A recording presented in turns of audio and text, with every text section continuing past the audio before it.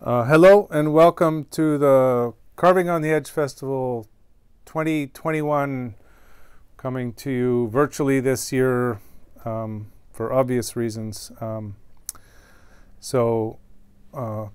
Begin by acknowledging that we're in the Klokwe Hahutli here, in the traditional territory of the Klokwe people here in Clayoquot Sound, Vancouver Island, British Columbia, Canada.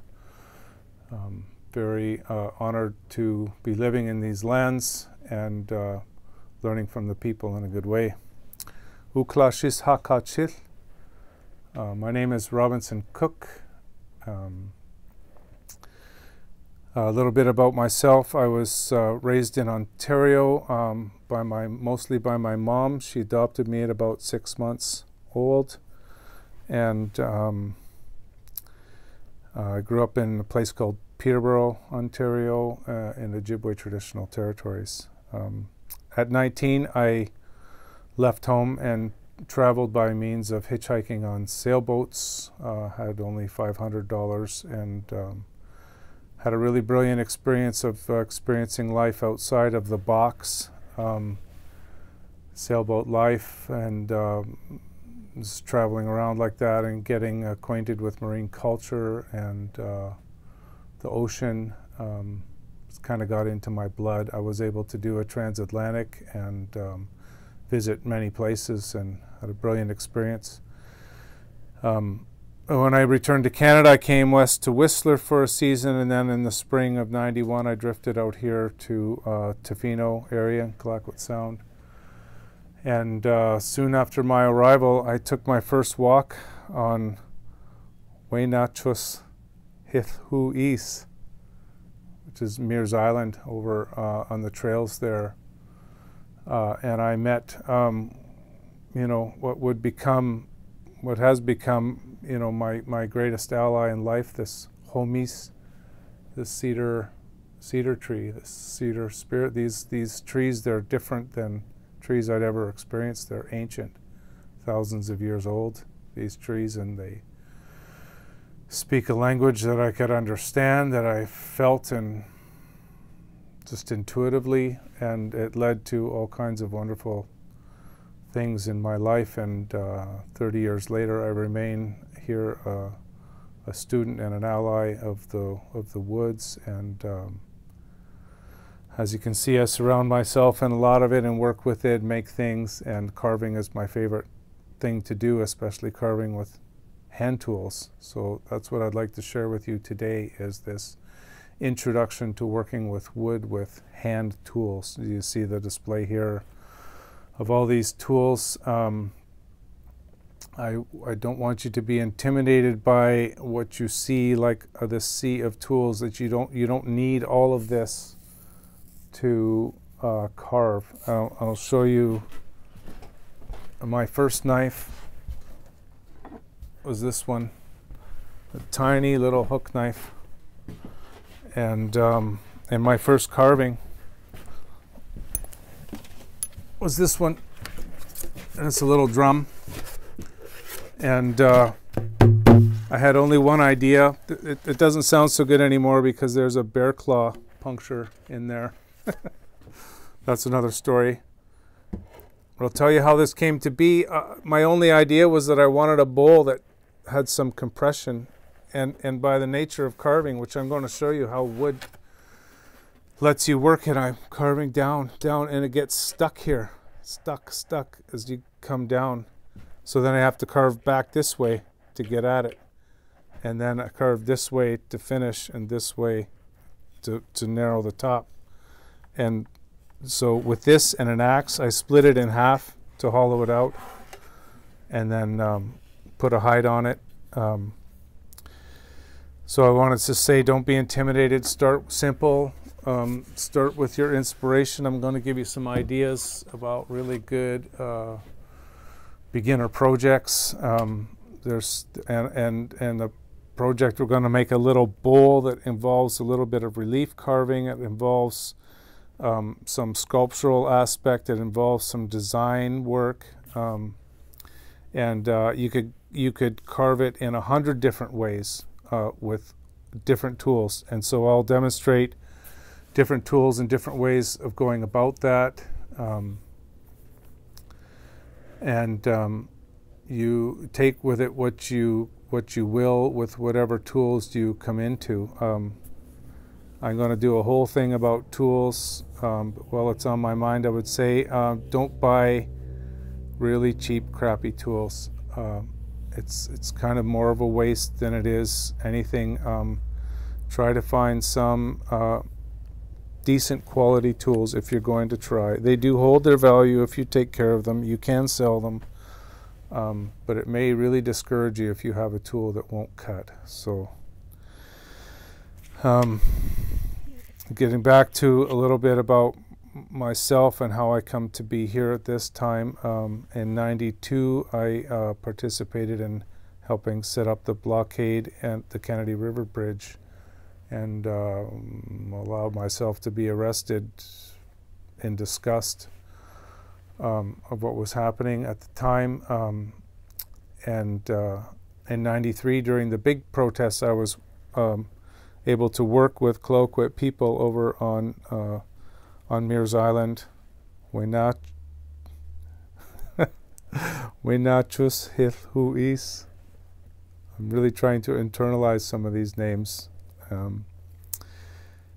I was able to work on the big tree trail and build that boardwalk, which was a brilliant experience. And then in '98, I was able to work in a house at Hahutli on the Walk the Wild Side Trail there on Flores Island. And it was during my time there, that was a much longer involved process. I was adopted by the Sam family in a house it. And that is another, life-changing event for me. My parents and my brothers shared a lot about culture with me, and art and design and stories, and the learning is ongoing. But I want to share that with you so you have an understanding of how it is I'm a white guy carving First Nations design. It's not my place to teach it. I am just a, humble student of the art form, and obviously not everything that I carve is First Nations design, and I really try not to copy anything, but I'm trying to do my own version of original artwork with that lens. That's what I see when I close my eyes. I see form line design. So that's it for my introduction at this time. I'd like to welcome Mark McKeel. Yeah. My friend this morning. He's our videographer, and he's going to be moving around with this camera to come in for some close-ups. We have this camera kind of set up like that for the day. Hopefully this works well. Hopefully you can hear me well, and this will be archived onto the festival website. So if it's too long and long-winded, you can watch it in stages. If there's things you want to come back to get from, then it'll be there. Unfortunately, I'm not going to be available for any interaction during the festival itself. I have family business to take care of, but hopefully in 2 years' time, when we have the festival with crowds and with people, you can come and take a workshop, or we can interact at that time. So, true. Okay, now it's time to introduce the star of the show, which is wood. And at this time, I'm just going to bring out a few samples of different wood species commonly found on the West Coast. I stick to Vancouver Island woods for myself because that's pretty well what I work with, and I'll try to illustrate what makes a good carving wood, and what makes not so good carving wood. This piece right here, this is Douglas fir. This is a piece of old growth Douglas fir.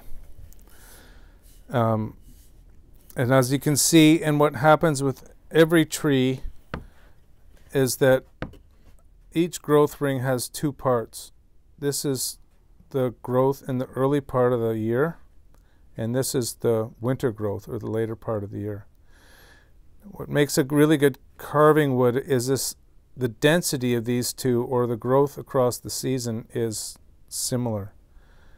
Because what you get is very soft wood here and very hard wood here. So that's the nature of Douglas fir, and that makes it really hard to carve because of the great difference in density between the new growth and the old growth.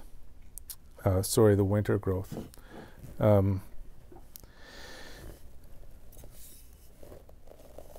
Now, that being said, I've seen people carve fir with sharp tools and great knowledge. You can do it.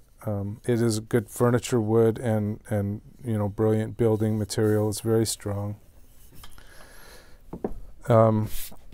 This piece here is cherry wood, which is actually quite underutilized in some regards, in my opinion. Cherry wood is a hardwood as opposed to a deciduous, and it is decently hard, but it's not super hard.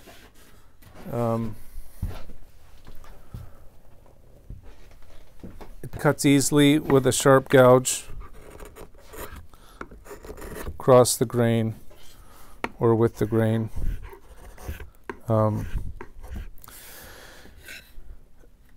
Cherry wood is most commonly used for utensils, spoons, ladles, things like that, because it is a smaller tree. And I'll show you about the growth rings here in a moment. But you can see that this comes from a smaller tree than the fir or the cedar. Another West Coast species pretty underutilized in carving, and it is also a very small growing tree. This is birch. I believe it's yellow birch from the interior of BC. It's not so much a Vancouver Island wood, but I know people that really like to carve this wood. They're European people. My friend Kristen Docksmith likes birch, and he really likes maple because they're nice hard woods that generally speaking, the harder the wood, the better it holds detail. And Kristen's work is very detailed. So he likes a nice hardwood, and that's what he's used to from Europe. This one here is one of my faves. This is Western maple, also called broadleaf maple. And you can see the trees get bigger. I think one of the things to consider if you're trying to source wood for hand carving is you don't want kiln-dried wood. Kiln-dried wood will, it does break the cell walls and makes it a lot more brittle to carve. This is air-dried. It carves beautifully. It's hard. It holds detail. You can even carve the burl wood in Western maple pretty successfully. It's hard, it's difficult, but man, it's beautiful. Burl wood is basically a whole collection of knots. I don't recommend that for beginners. I would say for all beginner carvers, you want to look for clear wood without knots, regardless of the species. Stay away from the knots as long as you can. They complicate things greatly. This species here is yew wood. This is kind of like a medicine wood to the coast here. It's very slow growing and very dense, and even though it's a deciduous tree, of the coniferous tree, it's evergreen. It's very hard. It is like a lot of hardwoods, harder woods. It's better to carve it green or wet. It is softer when it is like that. You can see the growthness, the tightness of the growth rings there. I just have this piece here to see, this was freshly cut, freshly machined, and this one's been sitting around a while. That's how it dries, or sorry, that's how it ages naturally. Both pieces are pretty dry. But what you get here, is some beautiful contrast to the sapwood. This is closer to the bark. This is the outer layer of the wood, and this is more the heart of the wood. So that can be used to beautiful effect when you're working with yew wood. Yew wood makes great handles as long as they're not impact handles, because it is very brittle. It's hard but brittle. People make rattles and small masks and all manner of things out of yew wood with sharp tools and patience. Okay, now we come to Western red cedar. And I have here a really exceptional piece. I think I've counted 40 to 50 growth rings per inch on this piece. So this was a log that I found floating, and it was a split off of a giant tree. So when I stood it up on edge, the grain was completely vertical. If you see what I'm talking about, vertical grain, it's all lined up like this. And I'm going to explain that a little bit further. What is vertical grain? What is flat grain? And now I'm going to show you the difference between, this extraordinary thing that grew in stable environment for thousands of years, and compared to this is second growth cedar. It grew much faster. You can see the difference in the growth rings, and it is not great for carving. Both kinds of cedar are very soft, but the tight old grain is less brittle and much nicer to carve. This stuff, the second growth, is almost mushy under a knife. It's almost too soft to really be carved. Soft and hard and soft, and difference in the growth rings there again being like hard winter growth and soft summer growth. And the other species that I'm going to show you is, this is a piece of yellow cedar. So yellow cedar's red cedar's cousin that grows at elevation. They don't grow quite as big, but there can be big yellow cedars. And as you see here, this is beautiful old growth, tight grain, slow growing yellow cedar. This is probably the best, most coveted carving wood on the coast because of the evenness of the density of the wood, that it carves nice and smooth. Now it's got this crazy diagram on here. When I was drawing this, it was like, oh man. And then I'm going to explain to you about carving with the grain and what that is, carving against the grain, what that is. It's a little bit akin to somebody trying to explain the circle of fifths to me in musical theory. A little bit difficult to take in, but hopefully I'm going to make it a little simple so that you can get it. There's another wood that's not represented here, is pine. The shore pine is actually a really good carving wood. They can grow to some diameter, and certainly they don't last outside, anything like that, but that pine is pretty nice to carve. A little bit more rare, certainly. So I'll refer to this at this point. This is another species to introduce you to. This is really fantastic. This is called alder. And this is like a cousin of several woods. I think this would be like aspen in the interior. And I've left it like this so you can recognize it as a tree. So you might be able to recognize where this piece of wood came from once you understand how a tree grows, and then once we cut it, how the grain grain aligns. So with pretty well any carving, if you're starting with a block of wood, you really want to get the center out of it. So you cut it in half.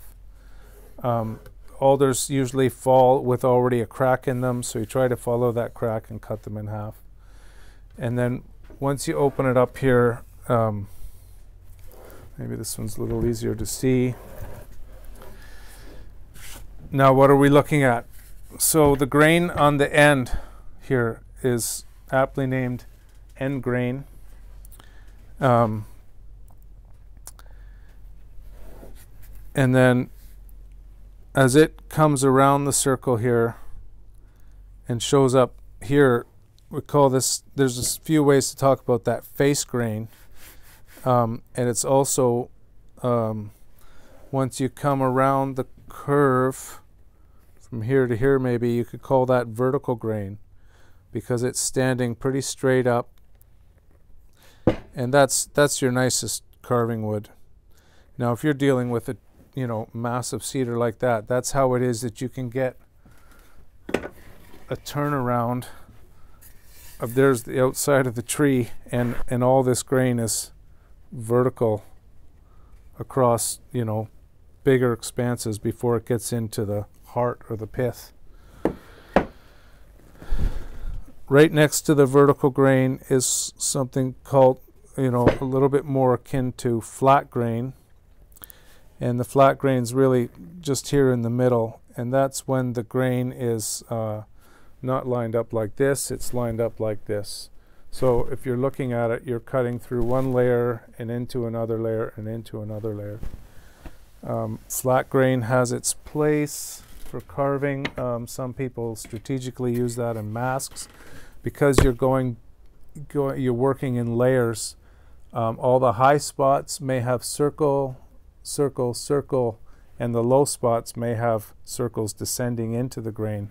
Can be a really great feature in something like a mask. This piece you can see really well.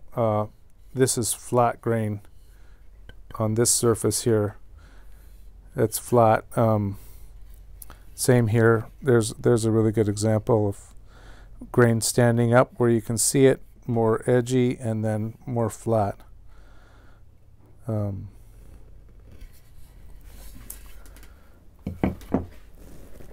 So if we're going to make something, a bowl or a mask or something out of a block of alder, the next step would be to cut it, to cut the back off and then chop the sides, and that's basically your block.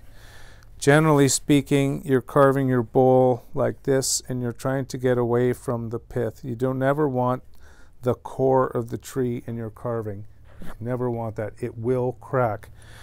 The grain is going in either direction around that core, and because of that tension it will make it crack. So you always try to come off the core a little bit and keep that out of your carvings.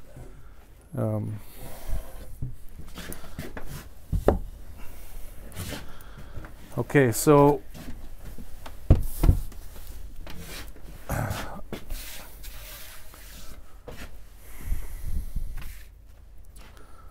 here's my little piece of yellow.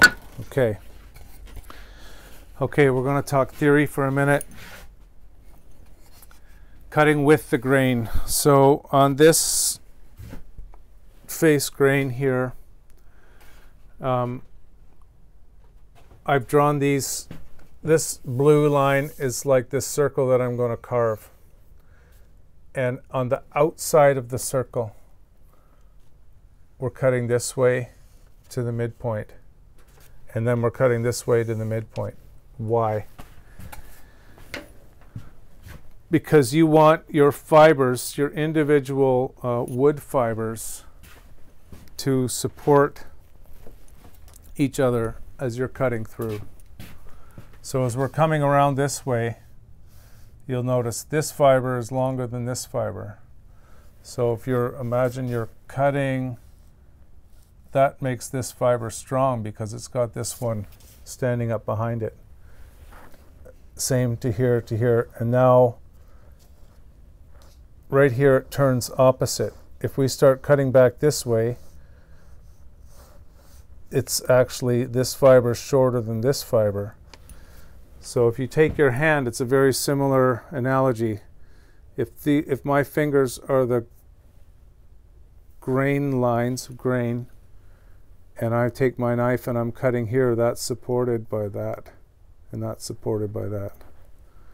And if I'm coming back this way, that's not supported there. This is a weak point, and generally it tears. Now, just to confuse the heck out of you, when you come to the inside, it's the opposite. And you'll see this fiber is longer than this fiber now. So we want to be going this way inside. And there we stop. We got to come this way. So you're generally not really carving circles in wood too much. Maybe you are. You know, a lot of form line, you know, you're carving split U's and things like that. And but the principle is the same. You will be carving curves. You will be learning to read the grain. And so this is a really great basic exercise for learning to read the grain and understand. And I'm going to do something to show you. This is just on this surface, but we can take this diagram and you know, turn it like that, and imagine you're cutting into this piece of wood. The rules are the same. Just like with my little drum, what I was saying, you know, we carve down in this way, and then it's going to pinch, it's going to change here. So we got to come back from this way in order to make a scoop, a bowl. You'll see a lot of this in the demonstrations.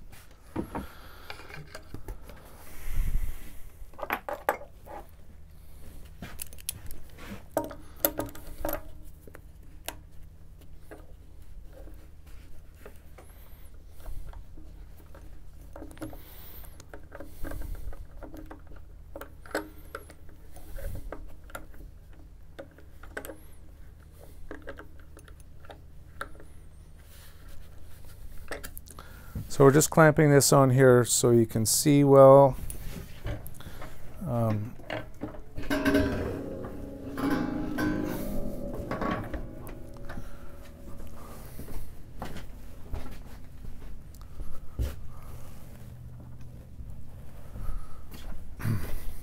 So you might need to adjust a little bit, Mark. Okay. So I'm going to take a straight edge knife. There's several different kinds of straight edge knives. I'll get into that, but for now I'm going to demonstrate with this blade, and also show you, like, say you have a design, you know, I got a smile.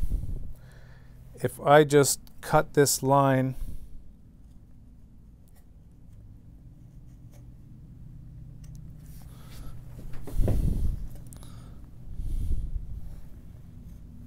like that, crudely so, really just made a bit of a mess. It didn't really do much. If you want something to pop in wood, you need to do what's called a V-cut. So that's how I'm going to do this, and the V-cut requires an angled cut on one side and then an angled cut on the other to pull a V shape out, and that makes the piece that you're carving more visible. So one thing about using a straight knife, or any knife, it doesn't really cut very well straight to the grain. All these tools like to slice the wood, so you get you know, different angles of the blade so that you're slicing, and I'll get into that in the demos later.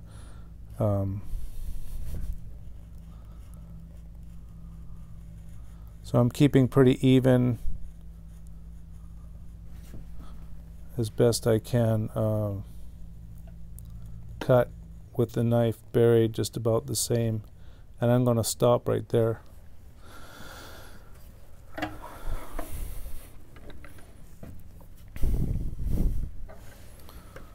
Huh. Okay, and now I've come around there. Now I'm going to come back here and I'm going to follow my arrows.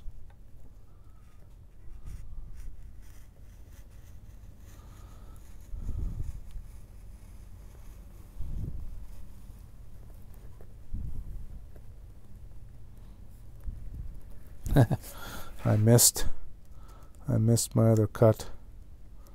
I'm nervous. Okay, now to pop that baby out, I'm going to follow my arrows and start from the center. I could start anywhere, you know, from here going that way or this way.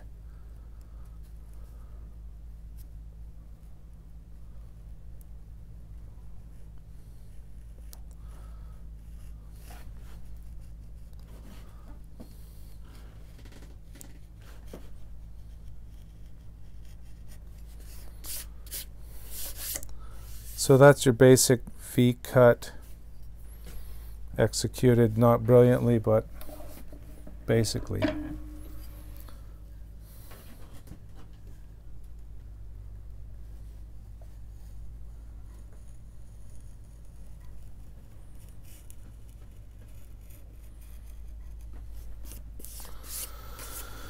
So now if you like get rid of what's left of your pencil line, that's something you can see, something you can work with. You can make those, you know, in a lot of design, that line's going to get bigger and smaller to affect. You can come back and clean it up and, you know, tweak those lines if you want. But the purpose of this demo here is really to show you cutting with and against the grain. So I'm going to do a sample here of going the wrong way, and we'll see what happens.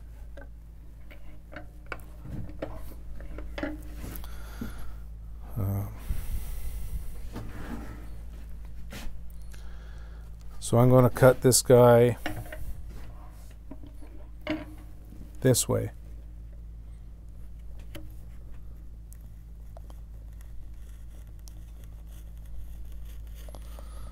And the yellow cedar's being way too kind and just letting me cut it, even though it's supposed to run out on me.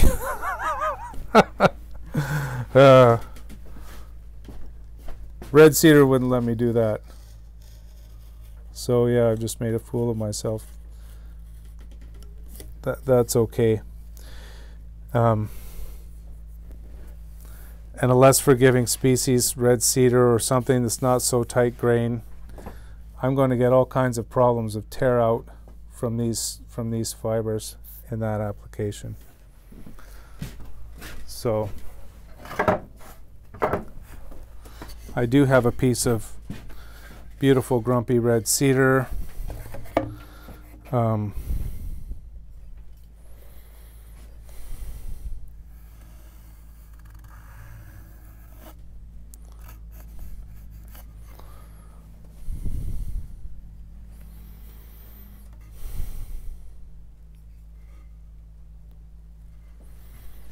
Now if I'm going to cut that the wrong way around,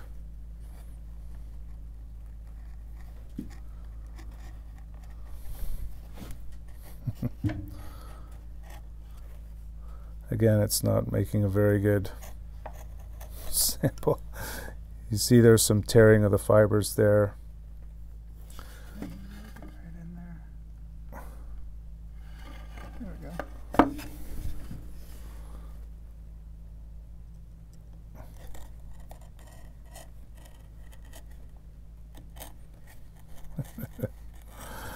go. Another kind of bad example. Knife's too sharp.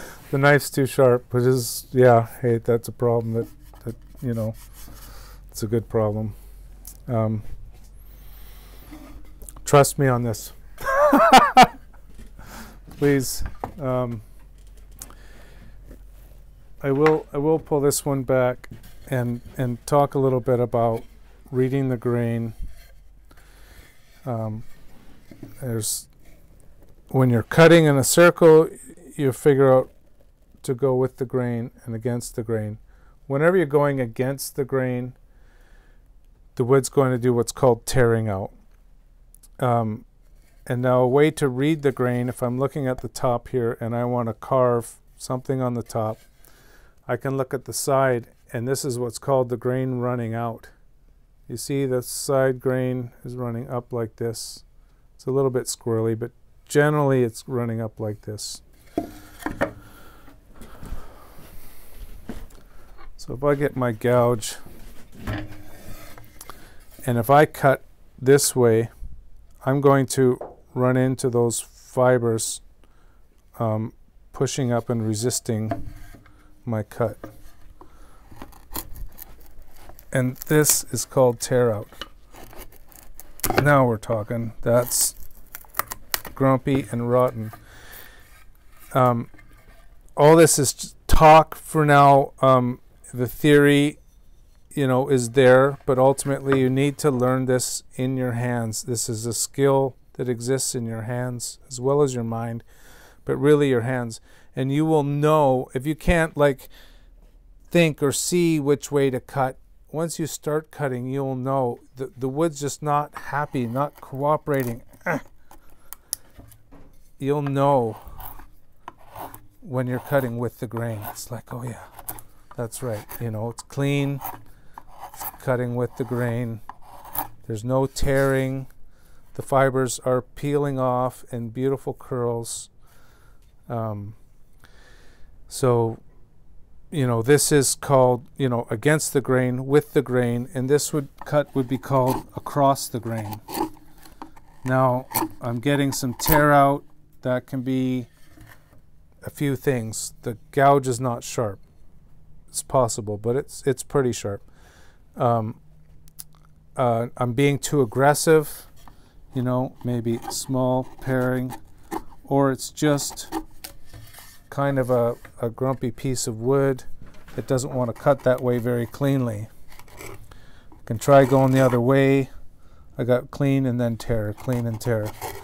So cutting across the grain is definitely something you'll want to do. The hook knives cut against the grain really well, maybe a little cleaner in this aspect. So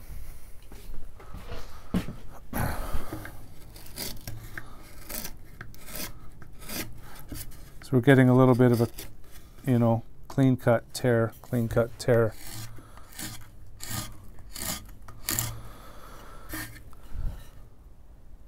So those are the basics. If you ever end up having to carve into the end grain, good luck to you.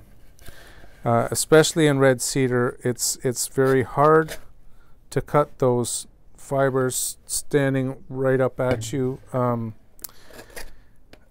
It tears, it's difficult. It is possible, it's much easier if the wood is wet or green.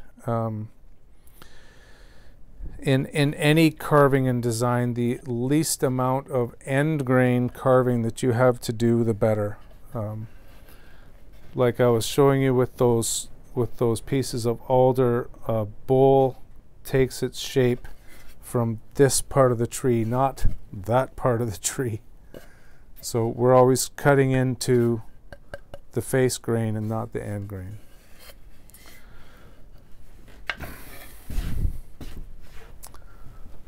Okay.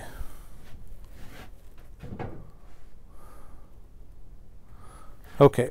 I think it's time to introduce you to the co-stars to this